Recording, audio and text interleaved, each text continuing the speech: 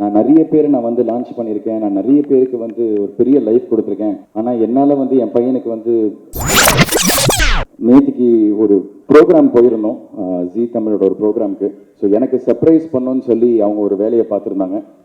என்னென்னா, எங்கள் அப்பா கிட்ட வந்து ஒரு கடிதத்தை எழுதி வாங்கிட்டு வந்திருந்தாங்க. இந்த கடிதம் நான் படிக்கிறப்போ நேற்றுக்கு எனக்கு ரொம்ப எமோஷ்னல் ஆயிடுச்சு. பிகாஸ் எல்லா வீட்டில் இருக்கிற எல்லா அப்பா பையன் மாதிரி வந்து நானும் எங்கள் அப்பாவும் பெருசாக அவ்வளோவெல்லாம் பேசிக்க மாட்டோம். டைனிங் டேபிள் உட்காந்து சாப்பிடும் போது கூட நான் சாப்பிடுவேன், அவர் சாப்பிடுவார், நான் ஏஞ்சி போயிடுவேன், அவர் ஏஞ்சி போயிடுவார்.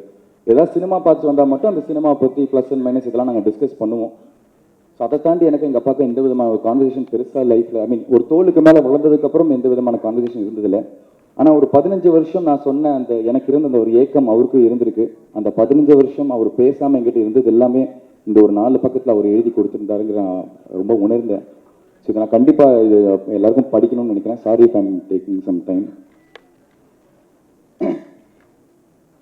என் பிரிய மகன் சிங்காவுக்கு உன் அன்பு அப்பா ஆசை முத்தங்களுடன் எழுதும் கடிதம். அநேகமாக இதுதான் முதல் கடிதமாக இருக்கும்னு நினைக்கிறேன். ஏன்னா கடிதங்கள் மூலமாக நம்ம பேசுகிற அளவுக்கு ஒரு பெரிய இடைவெளி இருந்ததே இல்லை. அதோட எனக்கு இங்கிலீஷ் எழுத வராது, உனக்கு தமிழ் படிக்க வராது.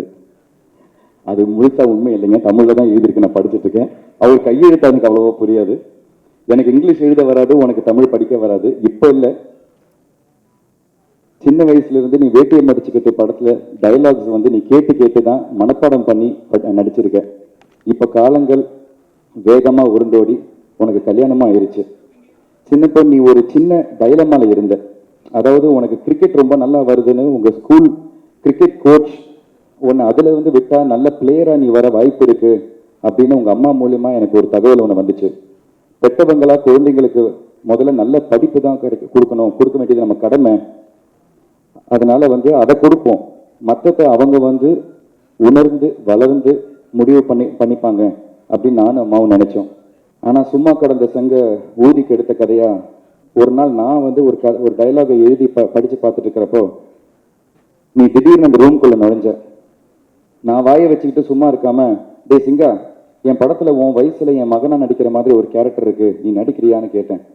நீ நடிக்கிறியான்னு கேட்டேன், நான் யோசிக்காம கேட்டேன். நீயும் சாதாரணமாக ஓகே நடிக்கிறேன், என்ன பண்ணணும்னு நீயும் சொல்லிட்ட. எனக்கு ஒரு சின்ன ஷாக் ஆயிடுச்சு. சரின்னு ஒரு டயலாக் ஒன்று சொல்லி வெளியிலிருந்து உள்ளே வந்து டயலாகை பேசிக்கிட்டே சோஃபாவில் இருக்கிற புக்ஸை நகர்த்தி வச்சு ஒரு டவலை மடித்து வச்சுக்கிட்டு இந்த டயலாக்ஸை பேசணும்னு சொன்னேன். நீயும் ஒரு தடவைக்கு 2 தடவை டயலாகை கேட்டு தெரிஞ்சுக்கிட்டு வெளியே ஏறி போனேன். நான் ஆக்ஷன்னு சொன்ன உடனே டயலாகை பேசிக்கிட்டே உள்ளே வந்து அந்த டவலை மடித்து வச்சுக்கிட்டு அந்த சோஃபாவில் இருக்கிற புக்ஸை எடுத்து வச்சுட்டு ஓகேயான்னு கேட்டேன். இப்போ நான் பேந்த முழிச்சேன். நீ சரியாக கரெக்டாக நடித்ததுக்கப்புறமும் நான் பேக் அடிச்சிட்டேன்னா உனக்கு ரொம்ப ஹர்ட் ஆகிரும்னு லீவ் நாட்களாக பார்த்து நான் ஷூட்டிங்கை வச்சு இந்த படத்தை முடித்தேன். அது கிரிக்கெட்ல இருந்து உன் ரூட்டை நடிகனா தசை மாற்றிருச்சு. அதுக்கப்புறம் உனக்கு சக்கரக்கட்டி படத்தில் எல்லாம் அமைஞ்சும் சக்ஸஸ் சரியாக அமையலை. அடுத்தடுத்து அது தொடர வீட்டில் எல்லாருமே டிஸ்டர்ப் ஆனோம். ஆனால் நானும் மம்மியும் உனக்கு கரெக்டான டேலண்ட் இருக்குது, தன்னம்பிக்கையை மட்டும் விட்டுறாதேன்னு நாங்கள் உன்னை என்கரேஜ் பண்ணிக்கிட்டே இருந்தோம். நீயும் விட்டுறக்கூடாதுன்னு அப்பப்போ கொஞ்சம் சோர்ந்து போவேன், ஆனால் விடாமல் ஹார்ட் ஒர்க் பண்ணிக்கிட்டே இருந்த. உன் முதல் இன்ட்ரெஸ்ட் கிரிக்கெட்டாக இருந்து அது மிஸ் ஆகியிருந்தும் டச்சு விடாமல் அப்பப்போ விளையாடிக்கிட்டே இருந்த. இப்போ ப்ளூ ஸ்டார் திரைப்படத்தில் ஒரு கிரிக்கெட் பிளேயராக உனக்கு ஒரு கேரக்டர் கிடச்சி படமும் சக்ஸஸ் ஆகி பேசப்படுற அளவுக்கு பேசப்படுற ரேஞ்சுக்கு உனக்கு பேரும் புகழும் இன்னைக்கு கிடைச்சிருக்கு.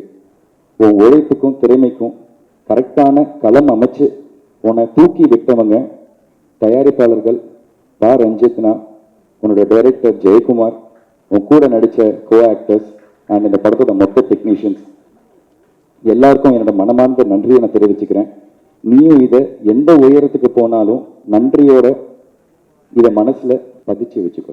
நான் கிழக்கே போகும் ரயில் படத்தில் ஹீரோவுக்கு கவிதை மாதிரி ஒரு வசனம் எழுதியிருந்தேன். எல்லாருக்கும் நேரம் வரும் தெரிஞ்சுக்கோ, நல்ல வழிக்கே நிலைச்சிருக்கும் புரிஞ்சுக்கோ, கல்லாருக்கும் செல்வம் வரும் தெரிஞ்சுக்கோ, காப்பாத்துதான் புத்தி இருக்கணும் புரிஞ்சுக்கோ. இதை மனசுல என்னைக்குமே பத்திரமா பூட்டி வச்சுக்கோ. வெற்றிகள் உன்னை தொடரட்டும். வாழ்த்தி வணங்குகிறேன். மொத்த குழுவுக்கும் நன்றி. அன்புடன் கே. பாக்யராஜ். இது எனக்கு ரொம்ப இமோஷனல் ஆயிருச்சு. ஏன்னா எனக்கு நல்லா ஞாபகம் இருக்கு, எங்க அம்மா என்கிட்ட சொல்லியிருக்காங்க, எங்க அப்பா வந்து கண்ணீர் விட்டுருக்காரு. நான் நிறைய பேரை நான் வந்து லான்ச் பண்ணியிருக்கேன், நான் நிறைய பேருக்கு வந்து ஒரு பெரிய லைஃப் கொடுத்துருக்கேன். ஆனால் என்னால் வந்து என் பையனுக்கு வந்து அந்த அந்த விதமான ஒரு பிரேக்கை கொடுக்க முடியலன்னு. ஸோ அன்றைக்கி நான் யோசிச்சுட்டே இருந்தேன், எனக்கு ஒன்றும் பெரிய வெற்றிலாம் வேணாம், அந்த கண்ணீரை துடைக்கிற அளவுக்கு ஒரு சக்ஸஸ் எனக்கு கிடைச்சா போதும், அவர் சிரித்து ஒரு நாள் நான் பார்க்கணும், எனக்கு அது போதும்னு. அது இன்னைக்கு ப்ளூ ஸ்டார் மூலமாக எனக்கு கிடைச்சிருக்கிறது எனக்கு ரொம்ப ரொம்ப சந்தோஷமாக இருக்குது. அதை நான் ரொம்ப மனப்பூர்வமாக நம்புகிறேன்.